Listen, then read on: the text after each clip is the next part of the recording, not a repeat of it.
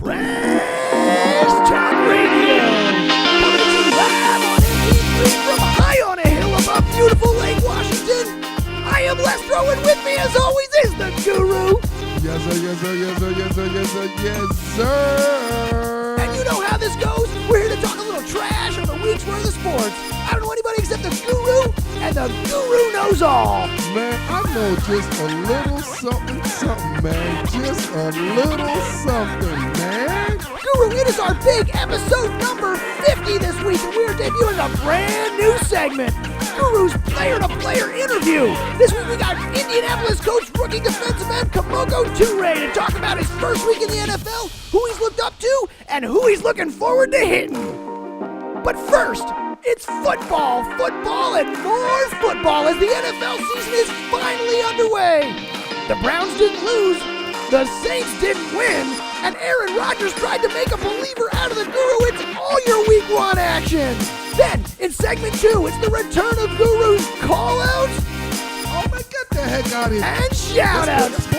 Plus, we've got the Bets with Ben segment from Ben Carey from thecurrencykings.com to give us his picks for the weekend.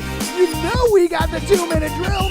And then it's a special 50th episode game time. Oh, man. Trash Talk Radio episode number 50. Go, Shawty. It's your birthday. We're going to sip a party like it's your birthday. You can't get me off YouTube because I'm singing it. That's what I do. Go, Shawty. It's your birthday. Go 50. Send that check, baby.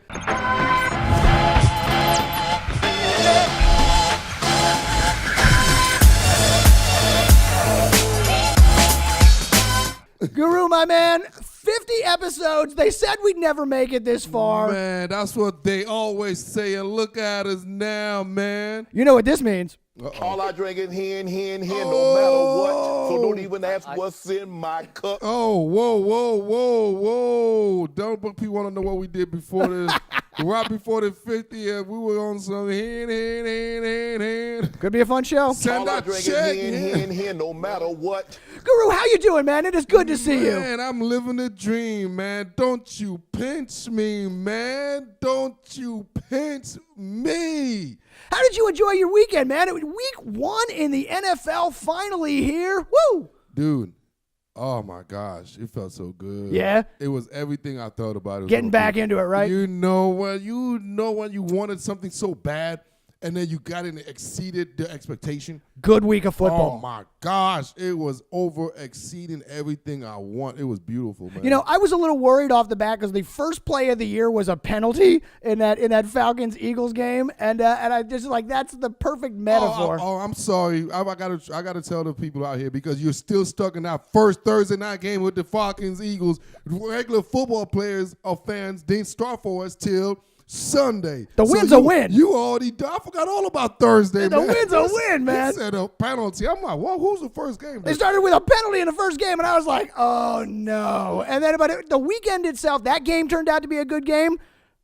Eagles won. Every game, man. This is Every parody. game the Eagles win is a parody, good game. man. This is why this is the best sport in freaking North America, man. Just a parody. You never know what's going to happen, man. Yeah. You never know. Any given Sunday, any team. And we saw that this week. I think the biggest example of that was the Saints loss, right? I mean, everybody's Super Bowl darlings. Everyone's sexy pick. I mean, the sexiest team in football, not named Jacksonville, And is Drew Brees, Alvin Kamara, Michael Thomas, and the Marching Saints. It's not even like they lost to the Patriots or the Vikings or another. They lost to Ryan Fitzpatrick and the Buccaneers, too, man. That's a wake-up call for the Saints. That's another beard man. That's another beard-having man. You know what? Ryan Fitzpatrick, he's a man's man. You know, he's one of them dudes, man. He's like, of course, the Google got to talk because I am of a dark shade complexion. Oh, I hadn't noticed. Yeah, so if I'm in the wilderness and in the bushes, you know, and I look to my left and I see my homie, the one to my left is Ryan Fitzpatrick, dude, I would feel so good. I'm like, you know what? We're all right. We all right. We're going to be all right. But if he's in a huddle and I'm a receiver and then I look over to my right and I see the quarterback, Ryan Fitzpatrick, I'm like, oh, my God, dude. we're in trouble. Yeah, see, you love Ryan Fitzpatrick because you're a defensive player. You love the possibilities that he presents. Ryan, get you that check. Well, Guru, let's talk about week 1 here. What did you see out there in week 1? What were the games that really got you going? You know what? There's a couple things I've seen. The guy over there in Buffalo, McDermott. Oh, man. Oh, man. He's about a 3-5 more games like this, and he's gone. He's about 35 minutes from being fired. He's done. Because all these decision-making process, because he was the same guy that did what he did last year with Tyrod. Yeah. You know, and then look what he did this year with the guy who's probably the worst player in the history of football. That Nick Peterman. The only reason why we even know him because he's the worst player in the history of football. And he started anyway. They got rid of the guy who sent them to the playoffs.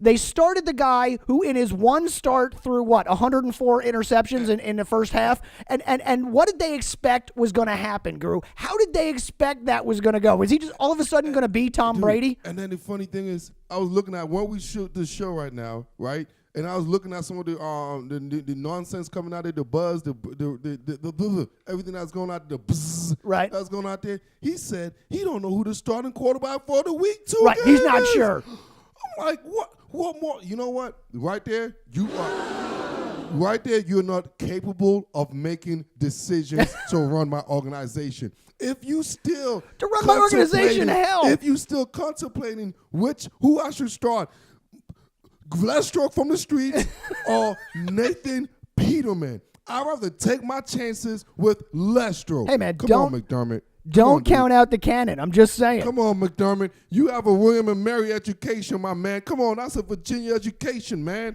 That's a decision-making educational school, man. Jesus. For the record, I am available for any team looking.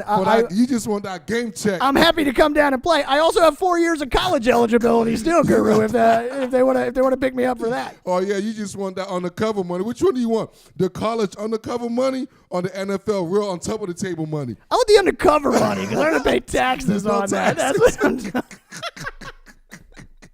Hey, you just lose a Heisman Trophy, but the taxman never gets. I don't care. What am I gonna do with a Heisman Trophy? I got paperweights. Guru, let me ask you about some of the other games that came out this week. I think one of the most unusual games this week was the Steelers-Browns. Now, we were talking last week about the Steelers. They're another big favorite pick, but you were saying all last year and all this year that they can't get out of their own damn way. This is a team that is in its feelings, and boy, I'll tell you what, they came out looking okay, but they ended the game in their feelings.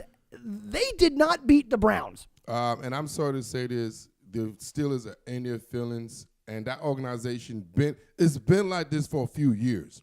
It's not something that just happened right now. It's been brewing for a few years now, just like the Seahawks. What I was telling you, I told you the Seahawks organization and freaking Pittsburgh, because of how emotionally burst they are. They're very similar, because they get in their own way of success. Yeah. Now, in my personal opinion as a guru right now, with the way the AFC is going as well, I think the Steelers' winners' opportunity is basically this year and done. But Fraley, because of the internal battle that's going on right now, I don't see this being finishing very successfully, because if they don't trade Le'Veon and Le'Veon do come back, there is no chemistry. No, you've gone too far. Yeah. You've gone too far. You passed the line of no return. What's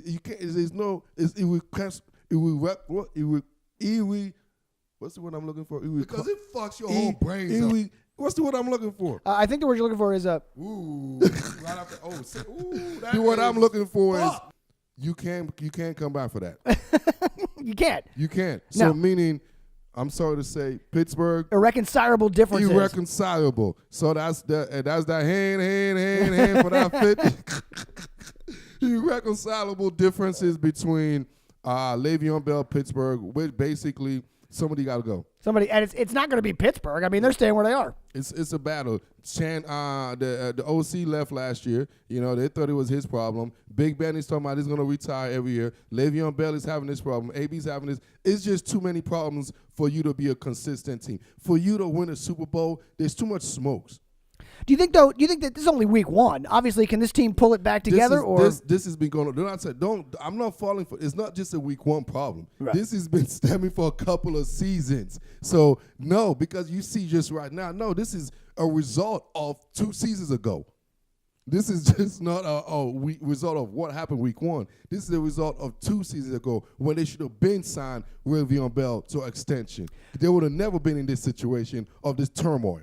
Now talk about the other side of this, because for Cleveland, this is, as ridiculous as it sounds, they got a tie in week 1. This is the team's best start since like 2004. They didn't lose. Cleveland didn't lose for the first time in more than a year. Now, the fridges of Bud Light have not unlocked yet because they didn't get the win, but what did you see in Cleveland? Did they make you think anything other than that there's just the Browns again?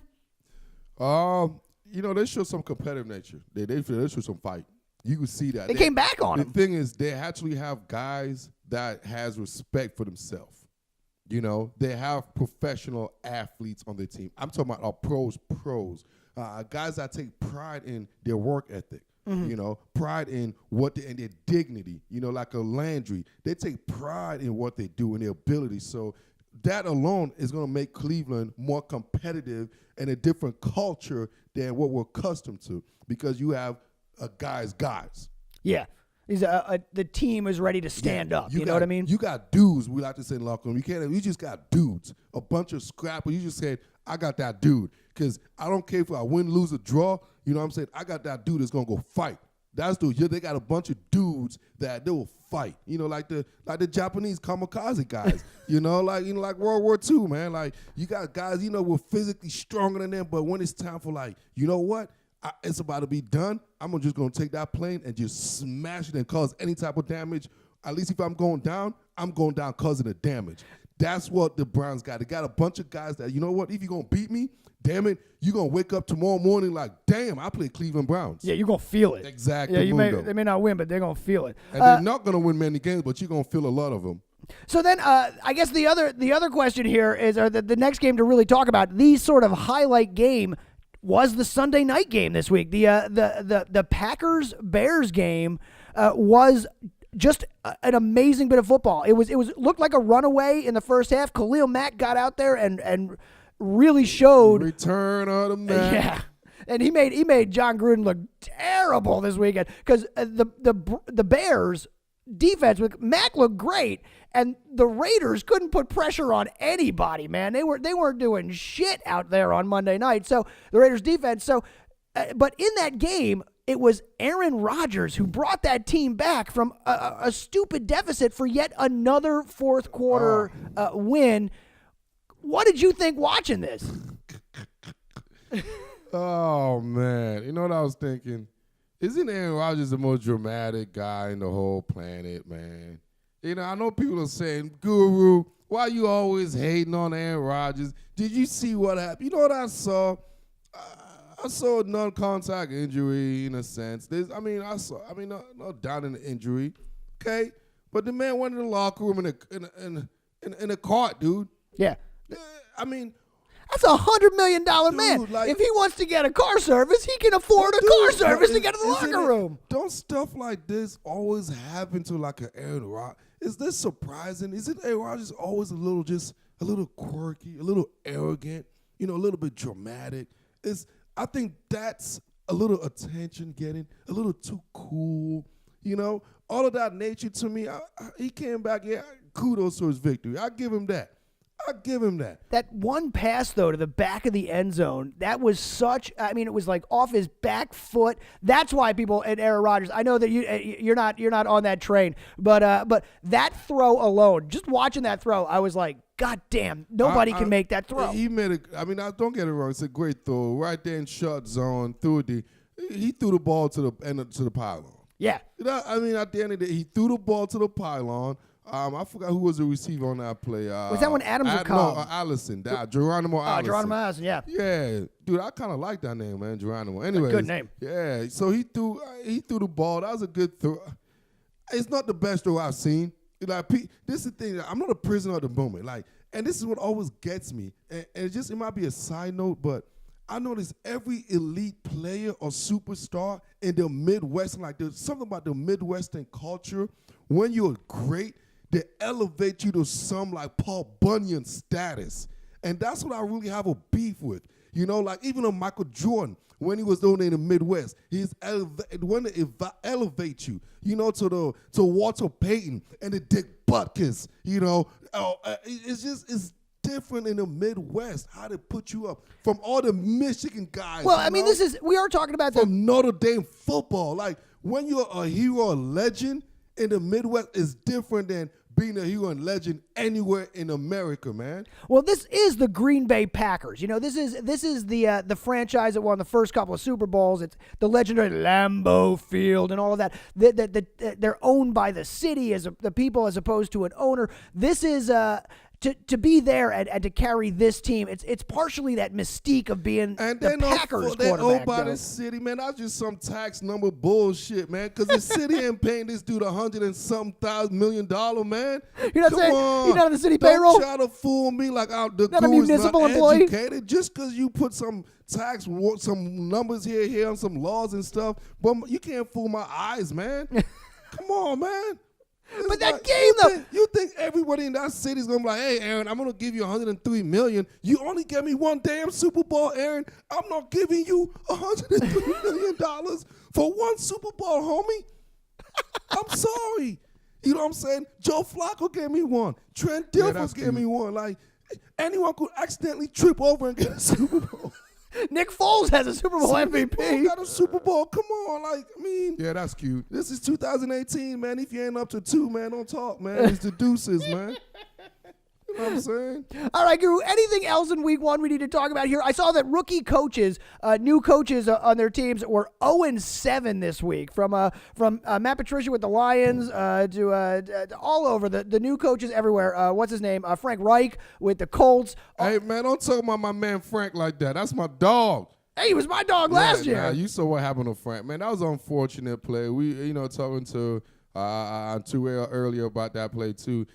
They were going for the win. It was a beautiful, beautiful play made by the defense by the Bengals, number 44. I forgot his name. But it was an unbelievable strip play. I mean, it was just a heady play. This is football. Bang, bang play. Mm-hmm. Took it to the house, ball game. And that's the game. That's the game. That'll do it. That will do it, man. So, how did you like Andrew Luck, though, watching him again coming back? He looked like Andrew Luck that we know and can expect. Well, he took a beating. Whew. Oh, man, he took some woo-wee, man. He took a Russell Wilson-style beating up there. He took a beating, man. One guy got kicked off the Bengals, Sean Williams, man, because he gave a spear on him. Oh, yeah. And they ejected him for the game. So, it's just Angelo. He's just a tough guy. I hope he don't take as much beating again. Mm-hmm. I mean, hopefully maybe other than this week, I hope he do take a beating this week. But after this week, then he don't take as much beating. Of course, they're playing the Redskins this week. After this week, then he won't take no more beating. So that's cool with me, man. But as far as the new head coaches, are you surprised? Not really. I did expect, 0-7 is a big number. I don't know if he counts as a new coach, but I kind of expected Gruden to do a little bit better. But I know it was against the Rams, but no. This is it. Okay, Gruden hasn't coached in 10 years. That's true, bro. When he was coaching, that was pre-Facebook, homie. That was pre-Twitter, dog. It's like, bro. All right. I know, 10 years ago is a long time. Bro, it's like he didn't even know what a hashtag was, dude.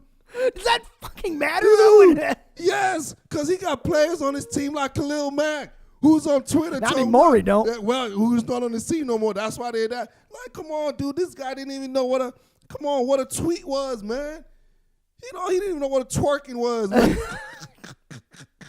All right, well, Guru, let's move on from week 1 here. We have a brand new segment to debut on the show this week. We were just talking about the Colts. You mentioned him. We have the brand new Guru's player-to-player interviews where you are actually interviewing some of the guys out there who just got the NFL players. This week, to launch it, we've got Kemoko Turay, a defensive end over with the Indianapolis Colts. He's a rookie out there. Second round pick from the Colts, man. I'm excited about this new addition to TTR. So me too, man. Being a player myself, being a former player, being the OG that they call the streets. The kids call me the OG in the streets, man. Don't let this young face fool you, man. The Guru is an OG, and then I get to actually talk to the young players now, man. This face don't fool no one. So it's a good opportunity just from it's a different aspect of the thing, more of a lounging, not what you guys are typically seen on the we want to call the the Disney On Disney. Network on Disney. It's more like, hey man, it's player to player, man. We're in the homies, man. In the locker room, let's just chat it up. That's just the model. All right, well, let's see what you got. The first Guru's player-to-player interview segment coming up right now on Trash Talk Radio with Kemoko Turay. TTR.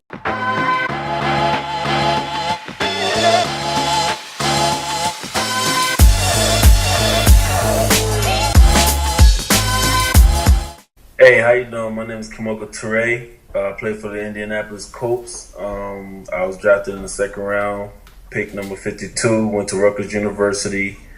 Yes, sir. Yes, sir. Yes, sir. Yes, sir. Everyone, man, welcome to my first special guest here. This is called the player to player, man. Player to player. Obviously, this is the guru, the old head, the former player. And, you know, I'm the old head. I know you guys are the young head, so I'm honored to have the young kid, the young and up-and-comer, one of the guys I was big high on throughout the draft from New Jersey, Rutgers, the defensive end himself, Mr. Turay, my African brother. I have to call you Mr. Turay because, you know, you're a grown man right now, man. You're a grown man, bro.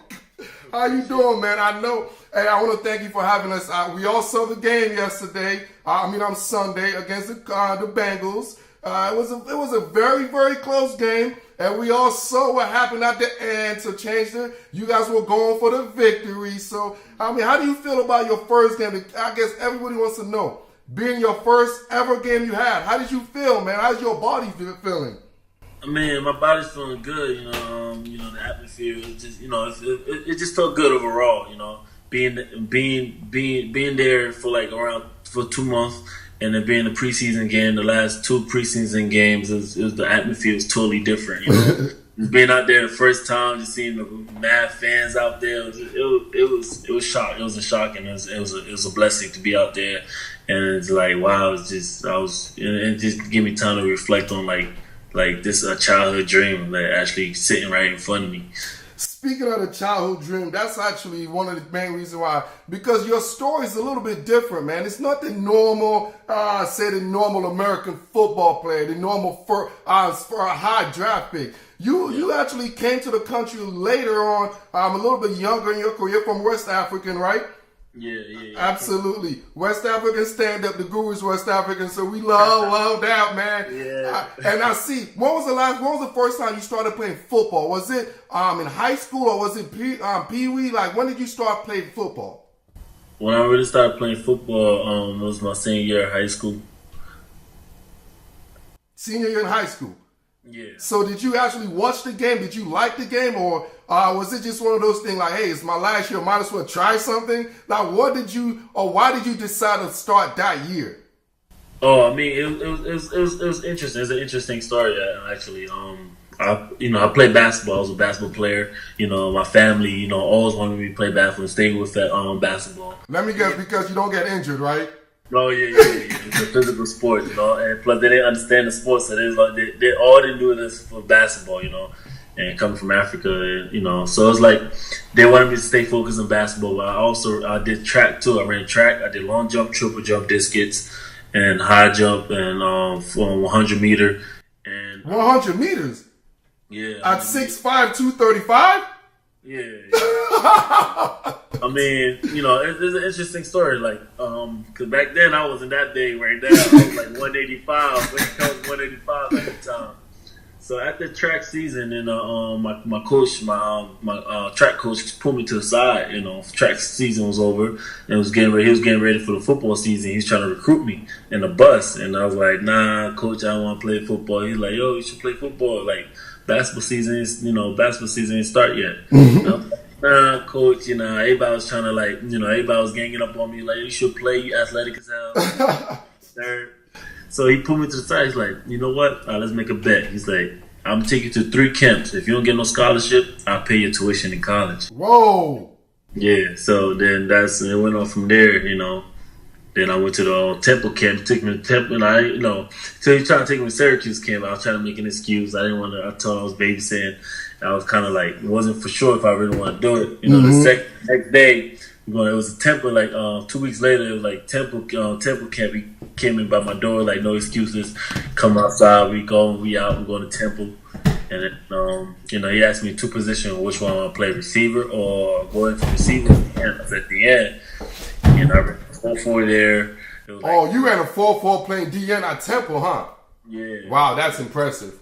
Yeah, so then Temple didn't want to offer me because I was an anonymous kid who never played football before. They didn't want to take a risk. Take that project risk. Yeah, so they wanted to like watch film. They was like, we got to see this kid play first, and stuff like that. Like they'd wait on him. My coach was like, just offer it. You're gonna regret it. And then they took their chance, and I had to wait to Rutgers camp on July 7th. And then went to Rutgers, ran a 4-5 there, and there's like 900 kids there. So and then right then the first day, 1 day camp, I got a full scholarship. Wow, that is definitely a story right there. Not too many people could actually could say they could do it in 1 day. You ran a 4-4, you got a full scholarship. Yeah. Just like that. They didn't even see you take a snap. They didn't even see you run around. Just 4-4. Yeah. Absolutely. And how tall were you at that time? Were you did you look the part? Because you looked the part.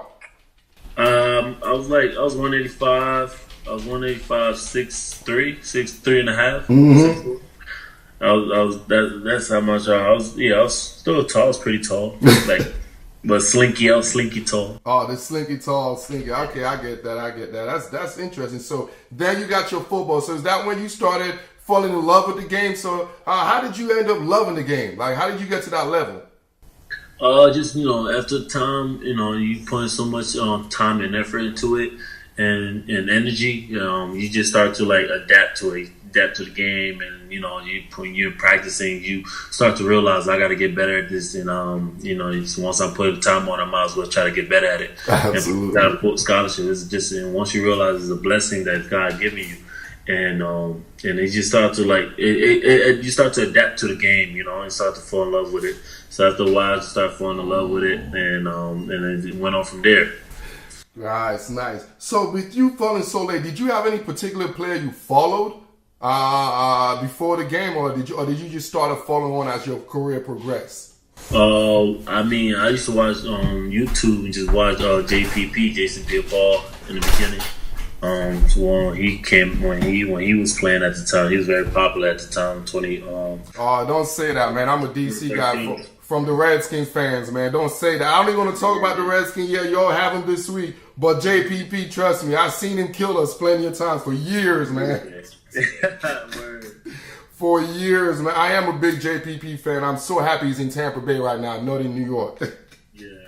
That's awesome. So you looked up to JPP. So do you think you form your game like JPP? Because when you're coming out, I kind of mentioned your JPP, but I mentioned another guy, another young guy over there in Jacksonville. I thought your game could be just like Yannick over there in Jacksonville. So Yannick? Yes. A lot of people say that. After a while, just developing my game and starting developing a bend move and stuff like that. And I started watching Von Miller and stuff like that, and he became one of my new favorite player pass rushers to look up to after a while. And I actually played against Yannick my junior year. When he came out that year, and then figuring out how after his second year, he just blew up like that. And that worked, man. Because what I noticed, what you and both you guys have in common is that first step, man. Athletically in that first step. There's not too many offensive tackles that can touch you on that first step, man. Yeah. It was definitely. So real quick, which NFL quarterback are you looking most forward to sack this season, man? Who are you looking forward to definitely put not your helmet, because you don't want the flag now. Who do you willing to get sacked? Who are you looking forward to most? I'm hungry. I'm after any quarterback. I'm ready to eat. So I just need food on my plate right now. Oh, man. And you got Alex Smith, man, for all my Redskins, man. Oh, man. Alex Smith, watch out, man. The Lion is hungry, man. Yeah, man. I'm ready right now. I'm ready right now. So right now I ain't got no food on my plate right now. So I'm just hunting right now. That's awesome, man. Any personal goals you might have for yourself coming into this season? Did you have anything you sat down? You know what? As my rookie year, this is what I want to. This is the 3 things I want to check and balance. I mean, everybody want to be a rookie of the year, and that's a big step in us, that you gotta take, and that's a goal that I want to reach, and try to perfect, learn from this first game, just watch the film, and try to go on from there, and just try to improve my game, and being one of the rookie player of the year. Absolutely, I'm looking for that. And we all watched the game last week. I am a big Joe Mixon fan. He is on my fantasy. Everybody loves fantasy. That's football. Right. I know you might know, but I have to ask: do you play fantasy? Oh no. Football. Definitely. Hey, I know that was a rough week last week versus the Bengals, man, but it's only week 1. So what are some of the positives you got from that game that you could build on moving forward, you think? Oh, I mean, I learned a lot from that game. Just going against a lot of consistently first string players. It's totally different from the preseason. Mm-hmm. What I learned is technique wise. Playing against older guys, vets that have been playing for so many years, and they have some tricks under their sleeves and how to adjust to game situations. So just going to the game, it just taught me how to constantly come up with different type of moves and just fixing my technique basically and my assignment, improving caution a little bit more. Absolutely, man. I'm looking forward to you guys in this season, man. And do you have a little sack dance? Are you gonna do something for us, man? You gonna have, cause you got that swag going on, man. Are we gonna see something out of the mix, man? Are you working on something right now, man? I might do Ezekiel. Oh, hey, don't. You can't do that in DC, man. We don't like that in DC. It is a road game for you guys, ain't it? I'm doing Zonto or something. I might do some African dance. Do some Michael Blackston things, man. For the culture, Do it for the culture, baby. I love it. Hey, real quick, I know you're busy, man. Anything you want to say to any other aspiring fans out there, aspiring kids that you basically from our kind of background, first generation in a sense, that have to come up in this type of different culture and basically blend it to one. Do you have any type of words you might want to say to anyone listening right now? Oh yeah, most definitely. I gotta say some things. What I want to say is, if you got a dream, stick to it. Don't let anybody discourage you from your dreams. You're gonna have people, you're gonna have critics out there saying that you can't do this. Even if you're gonna have your own family saying that you can't do it. You're gonna have your family that gonna want you to do, especially in the African community. You know it. Family want you to do things that they want you to do. No, I mean, you gotta listen to yourself and listen to your heart. Mm-hmm. And that's what I did. I chased after my dream. I knew what I wanted. I ain't let nobody stop me. Mm-hmm. And I always had support. You always realize who's supporting you and stick with. I have a little small circle. My mom always supported me, and she supported my dream, and I was always with her. And also my dad was there. So it's you always always have somebody that supports you. Don't let nobody discourage you from your dreams. Great team. I love that. Same thing, and I know I can relate to that, man. So real quick, man. All right. So favorite African dish, man. What's your favorite dish? The jollof. The jollof. Oh yeah, So do you make your own jollof or moms make the jollof? Mama Duke's making it. Oh man, with that, did she use that oxtail? What does she use on that jollof? She oxtail, beef. What she be using? If she be using, it'd be good though. That's what's up. Appreciate your time, man. Appreciate you. No problem. Hey, you have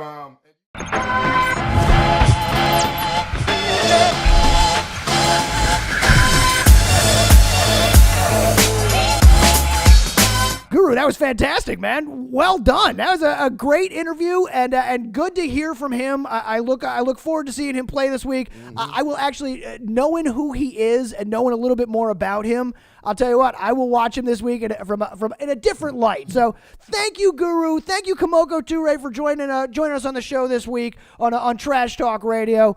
Great interview, man. You got some more lined up for us coming up? Yes. Obviously, y'all stay tuned. We're going to get it all player to player, man. It's going to be a nice, candid situation for TTR, man. So y'all stay tuned. Y'all keep supporting, man. Subscribe to the movement, man. We are the voice of the athlete, man. The voice of everyone. The voice of you, TTR, baby. And hashtag 10K for TTR. Yes, sir. Yes, sir. Yes, sir. Well, Guru, let's take a quick break now. We'll come back in segment 2. You're going to give us your call-outs and shout-outs from week 1. It is good to have that segment back. The call-outs. Oh, man, get the heck out of here. And Yes, the boy, yes, shout-outs boy. back on the show again on TTR. Then we've got our Bets with Ben segment with Ben Carey from thecurrencykings.com to give us his picks for the week so we can all get out there and get a little bit richer. We can all get that check, Guru. Yes, sir. And then after that, of course, it's the 2-minute drill and a special 50th game time. Stick around, Trash Talk Radio. TTR.